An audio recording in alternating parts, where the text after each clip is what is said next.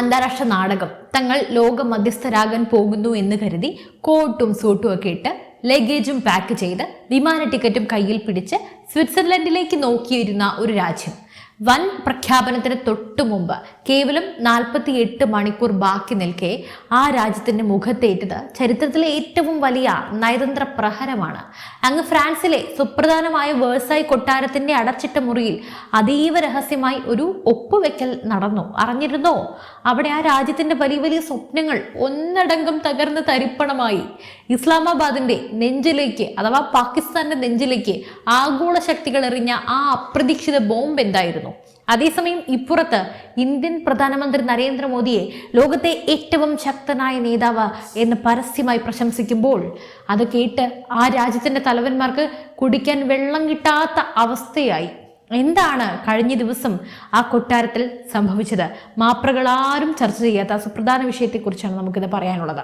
പാകിസ്ഥാന് ലോകവേദിയിൽ സംഭവിച്ച ആ വൻ ദുരന്തത്തിന്റെ ഒപ്പം ഇന്ത്യയുടെ മാസ് നയതന്ത്ര വിജയത്തിന്റെ ഇൻസൈഡ് സ്റ്റോറി അതാണ് പറയുന്നത്. വീഡിയോ പൂർണ്ണമായും കാണുക, ശ്വാസമടക്കി പിടിച്ചിരിക്കാൻ തയ്യാറായിക്കോളൂ. ലോക ചരിത്രത്തിൽ ചിലരുണ്ട്, വലിയ കാര്യങ്ങൾ പ്ലാൻ ചെയ്യും, വലിയ വലിയ ബിൽഡപ്പുകൾ കൊടുക്കും, ഒടുവിൽ കർട്ടൻ പൊങ്ങുമ്പോൾ സ്റ്റേജിൽ ആരും ഉണ്ടാവില്ല. കൃത്യമായി പറഞ്ഞാൽ നമ്മുടെ അയൽ രാജ്യമായ പാകിസ്ഥാന്റെ അവസ്ഥ ഇപ്പോൾ ഇങ്ങനെയൊക്കെയാണ്. ഒന്നും ഇല്ലാത്ത അവസ്ഥ. ഇന്ത്യയുടെ വൻ വിജയമായി മാറിയ ഓപ്പറേഷൻ സിന്ദൂർ നടപടികൾക്ക് പിന്നാലെ അന്താരാഷ്ട്ര തലത്തിൽ തങ്ങൾക്കൊന്ന് ആളാകണം, നഷ്ടപ്പെട്ട നയതന്ത്ര സ്വാധീനം എങ്ങനെയെങ്കിലും ഒന്ന് തിരിച്ചു പിടിക്കണം എന്നൊക്കെയുള്ള അതിയായ ആഗ്രഹത്താൽ ഇസ്ലാമാബാദിലെ ഭരണാധികാരികൾ കുറച്ച് നാളുകളായി വല്ലാത്തൊരു വെപ്രാളത്തിലായിരുന്നു. എവിടെ എന്തൊക്കെ കണ്ടാലും ആ വള്ളി കയറി അങ്ങ് പിടിക്കും. അതിനായി അവർ കണ്ടെത്തിയ സുവർണ അവസരമായിരുന്നു അമേരിക്കയും ഇറാനും തമ്മിലുള്ള ആണവ സമാധാന ചർച്ചകൾ. അമേരിക്കയും ഇറാനും തമ്മിൽ വലിയ ശത്രുതയിലാണല്ലോ, ഇപ്പോൾ വലിയ യുദ്ധം കൊടുമ്പിരി കൊണ്ടിരിക്കുകയാണ്. അപ്പോൾ ഇതിനിടയിൽ കയറി നിന്ന് ഞങ്ങളൊന്നും വലിയ മധ്യസ്ഥർ, ഞങ്ങളാണ് ലോക സമാധാനത്തിന്റെ അപ്പോസ്റ്റലന്മാർ എന്ന് വരുത്തി തീർക്കാൻ പാകിസ്ഥാൻ നെട്ടോട്ടം ഓടുകയായിരുന്നു. സ്വപ്നങ്ങൾ ചെറുതൊന്നും ആയിരുന്നില്ല. സ്വിറ്റ്സർലാൻഡിൽ വെച്ച് വലിയൊരു അന്താരാഷ്ട്ര ചടങ്ങ് നടക്കും. അവിടെ വെച്ച് US-ഉം ഇറാനും കരാർ ഒപ്പിടും. ആ കരാറിന്റെ പേര് ഇസ്ലാമാബാദ് പ്രഖ്യാപനം എന്നായിരിക്കും. കേൾക്കുമ്പോൾ എത്ര മനോഹരമായി നടക്കാത്ത സ്വപ്നം അല്ലേ, അങ്ങനെ പറഞ്ഞൂടാ എന്നൊക്കെയാണ് പറയുന്നത്. എന്തായാലും ലോകരാജ്യങ്ങളെല്ലാം തങ്ങളെ നോക്കി കൈയടിക്കുന്നതും സ്വപ്നം കണ്ട് സ്വിറ്റ്സർലൻഡിലേക്ക് പോകാൻ പാകിസ്ഥാൻ ഭരണാധികാരികൾ വലിയ ഒരുക്കങ്ങൾ തന്നെ നടത്തി. പെട്ടിയൊക്കെ പാക്ക് ചെയ്ത് കോട്ടും സൂട്ടും ഒക്കെ വാങ്ങി ഇസ്തിരിയിട്ട് റെഡിയാക്കി വെച്ചിരിക്കുകയായിരുന്നു. എന്നാൽ അവിടെയാണ് ട്വിസ്റ്റുകളുടെ മഹാപ്രളയം ഉണ്ടായത്. ഇനി നമുക്ക് ആ ട്വിസ്റ്റിലേക്ക് കടക്കാം, വെച്ച് താമസിപ്പിക്കുന്നില്ല. കഴിഞ്ഞ ദിവസം ജൂൺ 19 സ്വിറ്റ്സർലൻഡിൽ ഔദ്യോഗികമായി ആ സമാധാന കരാർ പ്രഖ്യാപിക്കേണ്ടിയിരുന്നത്. പാകിസ്ഥാന്റെ വിദേശകാര്യ മന്ത്രാലയം മാധ്യമങ്ങളെയൊക്കെ വിളിച്ച് വലിയ ബിൽഡപ്പൊക്കെ നൽകാൻ വേണ്ടി വാർത്തകൾ തയ്യാറാക്കി വെച്ചിരുന്ന സമയം. പക്ഷേ കഥ മാറിയത് ജൂൺ 17 ആരും അറിയാതെ, ഒരു അന്താരാഷ്ട്ര മാധ്യമങ്ങൾക്കും ചോർച്ച പോലും നൽകാതെ അതീവ രഹസ്യമായി ഫ്രാൻസിലെ വിഖ്യാതമായ വേഴ്സായ് കൊട്ടാരത്തിൽ ഒരു കൂടിക്കാഴ്ച നടന്നു. ഫ്രഞ്ച് പ്രസിഡന്റിന്റെ ഔദ്യോഗിക വസതിയും ചരിത്രഭൂമിയുമായ വേഴ്സായ് കൊട്ടാരം. അവിടെ അമേരിക്കൻ പ്രസിഡന്റ് ഡൊണാൾഡ് ട്രംപും ഇറാൻ പ്രതിനിധികളും നേർക്ക് നേറിരുന്നു. പാകിസ്ഥാനെ പോലെ ഒരു മൂന്നാം കക്ഷി മധ്യസ്ഥത വഹിക്കാൻ വരുമെന്ന് കരുതി കാത്തിരിക്കാൻ ട്രംപിന് സമയമില്ലായിരുന്നു. അദ്ദേഹം സത്യം പറഞ്ഞാൽ അവരെ ഓർത്തത് പോലുമില്ല. സ്വിറ്റ്സർലൻഡിലെ ചടങ്ങിന് വേണ്ടി പാകിസ്ഥാൻ ജനത കാത്തിരിക്കുമ്പോൾ ഇവിടെ ജൂൺ 17 തന്നെ അമേരിക്കയും ഇറാനും നേരിട്ട് ധാരണാപത്രത്തിൽ ഒപ്പുവെച്ചു. അതെ, ഒരു തുള്ളി വെള്ളം പോലും കുടിക്കാതെ പാകിസ്ഥാനെ പൂർണ്ണമായും പുറത്താക്കിക്കൊണ്ട് US-ഉം ഇറാനും നേരിട്ടുള്ള എഗ്രിമെന്റിലേക്ക് കടന്നു. ഫ്രഞ്ച് പ്രസിഡന്റ് മാക്രോൺ ഇതിന് സാക്ഷിയായി നിന്നു.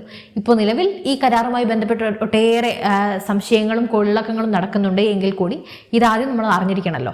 ഇതറിഞ്ഞ പാകിസ്ഥാന്റെ അവസ്ഥ എന്തായിരിക്കും എന്ന് ആലോചിച്ച് നോക്കൂ. തങ്ങൾ മധ്യസ്ഥത വഹിച്ചു എന്ന് ലോകത്തോട് വിളിച്ചു പറയാൻ കാത്തിരുന്നവർക്ക് കരാറിന്റെ കോപ്പി പോലും കാണാൻ പറ്റിയില്ല, നടന്നതുപോലും അറിഞ്ഞില്ല. വാർത്ത വന്നപ്പോൾ അവർ പറഞ്ഞു. സ്വിറ്റ്സർലൻഡിലേക്ക് ബുക്ക് ചെയ്തിരുന്ന വിമാന ടിക്കറ്റുകൾ പാകിസ്ഥാന് നാണം കെട്ട് റദ്ദാക്കേണ്ടി വന്നു. രാഷ്ട്രീയ നിരീക്ഷകർ ഇതിനെ വിശേഷിപ്പിക്കുന്നത് പാകിസ്ഥാന്റെ നയതന്ത്ര ആത്മഹത്യ എന്നാണ്. കാരണം ഇസ്ലാമാബാദ് പ്രഖ്യാപനം എന്ന് പേരിടാൻ അവർ കുതിച്ച കരാർ ഇപ്പോൾ വേഴ്സായ് കൊട്ടാരത്തിലെ വെറുമൊരു ഉഭയകക്ഷി കരാറായി മാറിയല്ലോ. പാകിസ്ഥാന്റെ പേര് പോയിട്ട് ഒരൊപ്പ് പോലും ഇല്ല, പാകിസ്ഥാനെ കുറിച്ച് അവരാരും ഓർത്തത് പോലുമില്ല. ഇവിടെയാണ് മറ്റൊരു രസകരമായ ഡാറ്റ നമ്മൾ പരിശോധിക്കേണ്ടത്. പാകിസ്ഥാൻ ലോകത്തിന് മുന്നിൽ വലിയ മധ്യസ്ഥരാണെന്ന് സ്വയം പ്രഖ്യാപിച്ച് മൈക്കും കെട്ടി പ്രസംഗിച്ചപ്പോൾ മധ്യപൂർവേഷ്യയിലെ ചെറിയൊരു രാജ്യം മറ്റൊരു നീക്കം നടത്തുന്നുണ്ടായിരുന്നു. അതാണ് ഖത്തർ. ഖത്തർ യാതൊരുവിധ പബ്ലിസിറ്റിയും ഇല്ലാതെ, യാതൊരു ബഹളങ്ങളും ഇല്ലാതെ നിശബ്ദ നയതന്ത്രം കളിക്കുകയായിരുന്നു. അമേരിക്കയെയും ഇറാനെയും ചർച്ചാ മേശയിലേക്ക് എത്തിക്കുന്നതിൽ ഖത്തർ നല്ല രീതിയിൽ കൃത്യമായ കരുനീക്കങ്ങളാണ് നീക്കിയത്. അതിന്റെ ഫലമായി അന്താരാഷ്ട്ര തലത്തിൽ ഖത്തറിന് വലിയ അംഗീകാരം ലഭിക്കുകയും ചെയ്തു. എന്നാൽ നമ്മുടെ അയൽക്കാരായ പാകിസ്ഥാനോ അവർക്ക് കിട്ടിയത് 0. അതെപ്പോഴും അങ്ങനെയാണല്ലോ. വലിയ അവഗണനയാണ് അവർ നേരിടുന്നത്. വലിയൊരു അന്താരാഷ്ട്ര വിഷയത്തിൽ തങ്ങൾക്ക് യാതൊരു സ്വാധീനവും ഇല്ലെന്ന് ലോകത്തിന് മുന്നിൽ ഒരിക്കൽ കൂടി തെളിയിക്കാൻ മാത്രമേ പാകിസ്ഥാൻ അവിടെ സാധിച്ചുള്ളൂ. ചിന്തിച്ചു നോക്കൂ, സ്വന്തം രാജ്യത്തെ സാമ്പത്തിക പ്രതിസന്ധി പരിഹരിക്കാൻ ലോകരാജ്യങ്ങളുടെ മുന്നിൽ കടം ചോദിച്ച് നടക്കുന്ന, കുനിഞ്ഞു നിൽക്കുന്ന ഒരു രാജ്യം ലോകത്തെ വൻ ശക്തികളായ US-നും ഇറാനും ഇടയിൽ മധ്യസ്ഥത വഹിക്കാൻ പോകുന്നു എന്ന് പറയുന്നത് എത്ര വലിയൊരു കോമഡിയാണ്, വിരോധാഭാസമാണ്. അവർക്ക് പോലും ഇത് ചിന്തിക്കാനുള്ള ഒരു നാണക്കേട് തോന്നില്ലേ? ആ കോമഡിക്ക് ആഗോളതലത്തിൽ കിട്ടിയ തിരിച്ചടിയാണ് വേഴ്സായി കരാർ. അമേരിക്കൻ പ്രസിഡന്റ് ട്രംപിന് നന്നായിട്ട് അറിയാം ആരെ എവിടെ നിർത്തണമെന്ന്. പാകിസ്ഥാനെ പൂർണ്ണമായും അവഗണിച്ചുകൊണ്ട് ട്രംപ് നടത്തിയ ആ നീക്കം പാകിസ്ഥാന്റെ നട്ടൽ ഒടിക്കുന്നതായിരുന്നു. കഥ എന്തായാലും ഇവിടെയും തീരുന്നില്ല. പാകിസ്ഥാന് ഈ വലിയ തിരിച്ചടി കിട്ടിയ അതേ സമയത്ത് തന്നെയാണ് ഇന്ത്യയുടെ നെഞ്ചുവിരിയിക്കുന്ന, പാകിസ്ഥാന്റെ ഉറക്കം കെടുത്തുന്ന മറ്റൊരു സംഭവം കൂടി അരങ്ങേറിയത്. വേഴ്സായി കൊട്ടാരത്തിൽ കരാർ ഒപ്പിട്ടതിന് തൊട്ടു പിന്നാലെ അമേരിക്കൻ പ്രസിഡന്റ് ഡൊണാൾഡ് ട്രംപ് മാധ്യമങ്ങളെ കണ്ടു. അവിടെ അദ്ദേഹം നടത്തിയ ചില പ്രസ്താവനകളുണ്ട്. അത് പാകിസ്ഥാന്റെ മുറിവിലോട്ട് ആസിഡ് ഒഴിക്കുന്നതിന് തുല്യമായിരുന്നു, അല്ലെങ്കിൽ മുളക് തേക്കുന്നതിന് തുല്യമായിരുന്നു. ട്രംപ് പരസ്യമായി ഇന്ത്യൻ പ്രധാനമന്ത്രി നരേന്ദ്രമോദിയെ വാനോളം പ്രശംസിച്ചു.